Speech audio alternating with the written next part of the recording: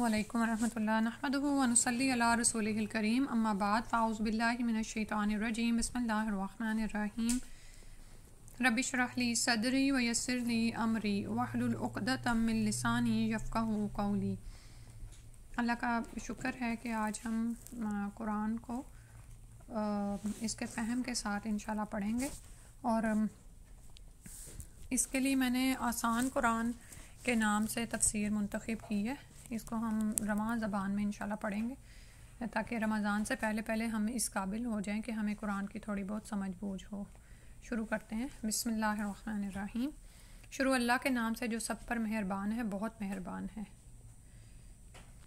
رحمان کے معنی وہ ذات ہے جس کی رحمت بہت وسیع ہو، یعنی اس رحمت کا فائدہ سب کو پہنچتا ہو، اور رحیم کے معنی ہے وہ ذات جس کی رحمت بہت زیادہ ہو، یعنی جس پر ہو مکمل طور پر ہو۔ اللہ تعالیٰ کی رحمت دنیا میں سب کو پہنچتی ہے، جس سے مومن کافر سب فیض یاب ہو کر رزق پاتے ہیں اور دنیا کی نعمتوں سے فائدہ اٹھاتے ہیں۔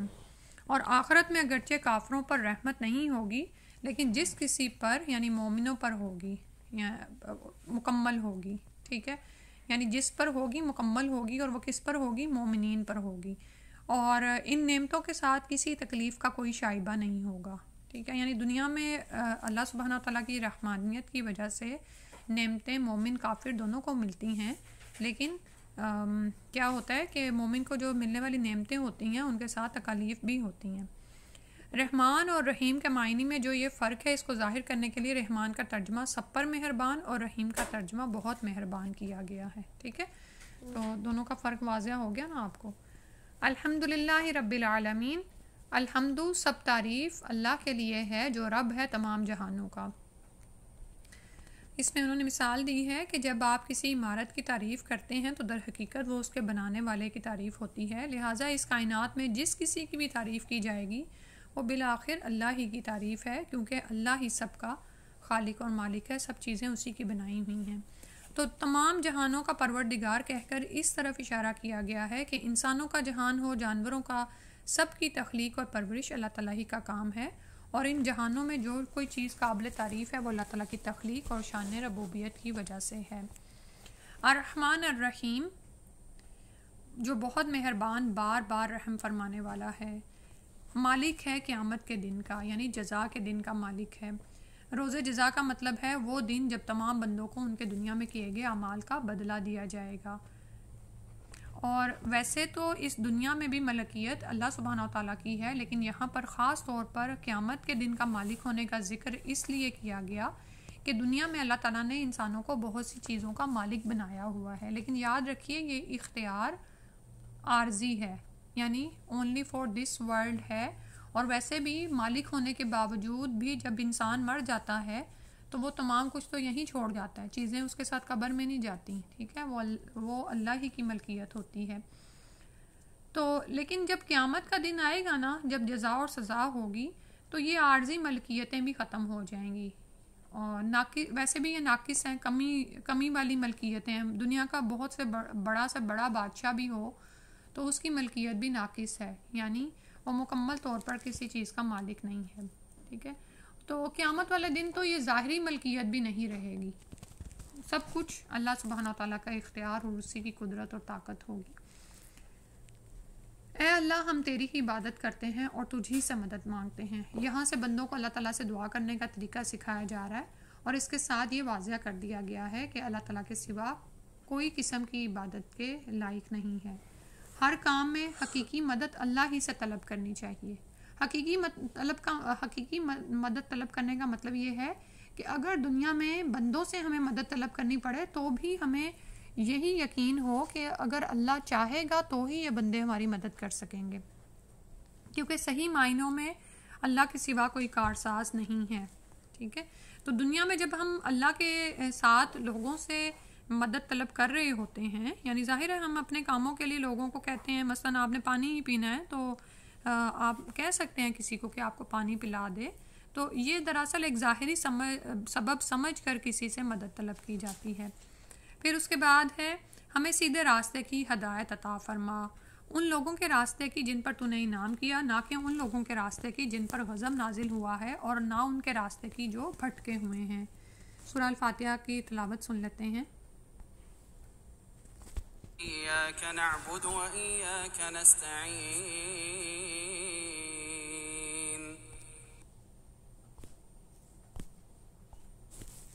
بسم الله الرحمن الرحيم الحمد لله رب العالمين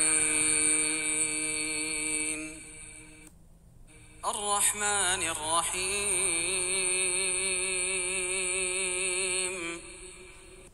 مالك يوم الدين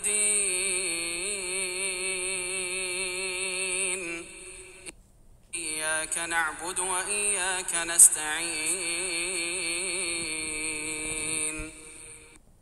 اهدنا الصراط المستقيم صراط الذين أنعمت عليهم غير المغضوب عليهم ولا الضالين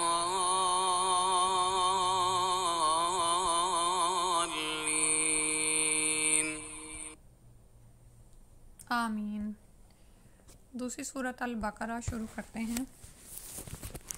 بسم اللہ الرحمن الرحیم۔ الف لام میم، یہ حروف مقطعات ہیں۔ صحیح بات یہ ہے کہ ان کا ٹھیک ٹھیک مطلب اللہ تعالیٰ کے سوا کسی کو معلوم نہیں۔ یہ اللہ تعالیٰ کی کتاب کا ایک راز ہے جس کی تحقیق میں پڑھنے کی ضرورت نہیں، اور عقیدے یا عمل کا کوئی مسئلہ ان کے سمجھنے پر موقوف نہیں۔ دوسری آیت ہے، یہ کتاب ایسی ہے کہ اس میں کوئی شک نہیں، یہ ہدایت ہے ان ڈر رکھنے والوں کے لیے۔ وہ ڈر رکھنے والے کون ہیں؟ متقین کون ہیں؟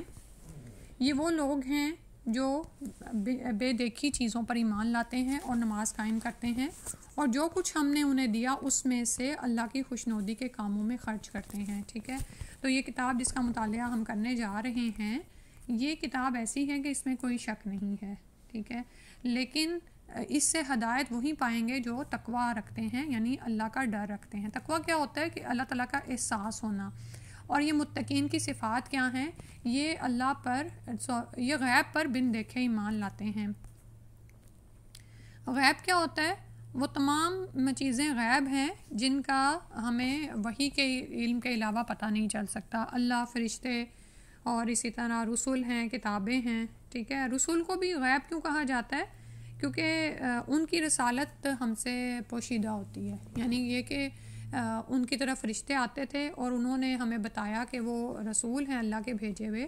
تو یہ دراصل ایک غیب ہے جس پر مومنین ایمان لاتے ہیں، اور وہ نماز قائم کرتے ہیں اور وہ رزق جو ہم نے ان کو دیا ہے اس میں سے خرچ کرتے ہیں۔ ٹھیک ہے، تو الذین یؤمنون بالغیب میں ان کا عقیدہ بیان کیا جا رہا ہے، اور آگے کی 2 آیات میں وَيُقِيمُونَ الصَّلَاةَ میں ان کی جسمانی جو عبادت ہے جو اللہ کے لیے وہ، اور مما رزقناہم ينفقون اس میں جو وہ لوگوں کے حقوق العباد کے لیے کرتے ہیں۔ ٹھیک ہے، وہ بیان ہوئی ہے۔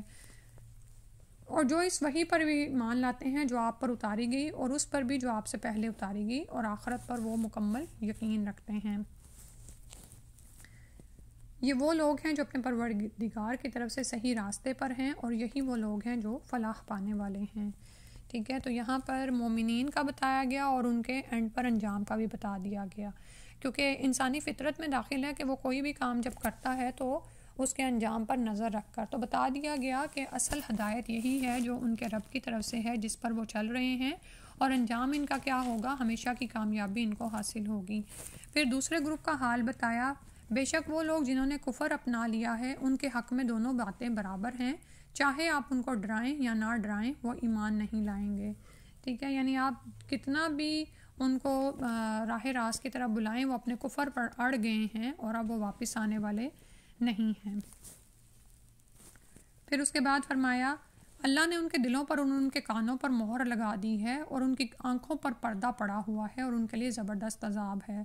دنیاوی زندگی میں اللہ سبحانہ تعالیٰ نے ہمیں دل دیے ہیں تاکہ ہم ان سے سمجھ حاصل کریں اور اپنے لیے بہترین راستے کا انتخاب کریں۔ اللہ نے ہمیں کان دیے تاکہ ہم اللہ کی طرف سے آنے والی ہدایت کی باتوں کو سنیں، اور اللہ تعالیٰ نے ہمیں آنکھیں دی تاکہ ہم اللہ سبحانہ تعالیٰ کی آیات میں یعنی کائنات کی نشانیوں میں غور و فکر کریں اور اپنے خالق کے حقیقی یعنی مالک کی معرفت حاصل کریں۔ لیکن ان کافروں کا یہ حال ہے کہ انہوں نے دنیاوی خواہشات میں پڑھ کر اور آخرت سے بیگانہ ہو کر یعنی اپنے دلوں کو ہدایت کی طرف سے بند کر دیا، کانوں اور آنکھوں کو بھی بند کر لیا، تو اللہ تعالیٰ نے ان کے دلوں، کانوں اور آنکھوں پر مہر اور پردہ پڑنے کی نسبت اپنی طرف کی ہے، کیونکہ ہوتا تو ہر کام اللہ ہی کے اذن سے ہے، لیکن ان کافروں کو جو اختیار اللہ تعالیٰ نے دیا تھا اس اختیار کو انہوں نے غلط استعمال کیا اور اپنے خالق کو ہی نہ پہچانا. ٹھیک ہے، تو یہ ساری جو فیکلٹیز ہیں یہ ہمیں کس لیے دی گئی ہیں؟ تاکہ انسان دنیا میں اپنے رب کو پہچان کر اس کی بندگی اختیار کرے اور آخرت میں کامیابی حاصل کر لے. تو لیکن کافروں نے اس کے برعکس کیا، تو وَلَهُمْ عَذَابٌ عَظِيمٌ، تو یہاں پر ان کا بھی انجام بتا دیا گیا کہ ان کے لیے ایک بڑا عذاب ہے. اور لوگوں میں سے کچھ ایسے ہیں جو کہتے ہیں کہ ہم اللہ پر اور آخرت کے دن پر ایمان لائے، حالانکہ وہ ایمان لانے والے نہیں ہیں. یہاں پر منافقین کا حال بتایا جا رہا ہے کہ زبان سے تو وہ کہتے ہیں کہ ہم مومن ہیں، لیکن اللہ تعالیٰ نے فرمایا وَمَا هُمْ بِمُؤْمِنِينَ. اس کا کیا مطلب ہے؟ کہ ان کے دلوں میں ایمان نہیں ہے، اور اللہ تعالیٰ تو دلوں کے حال کو جانتا ہے.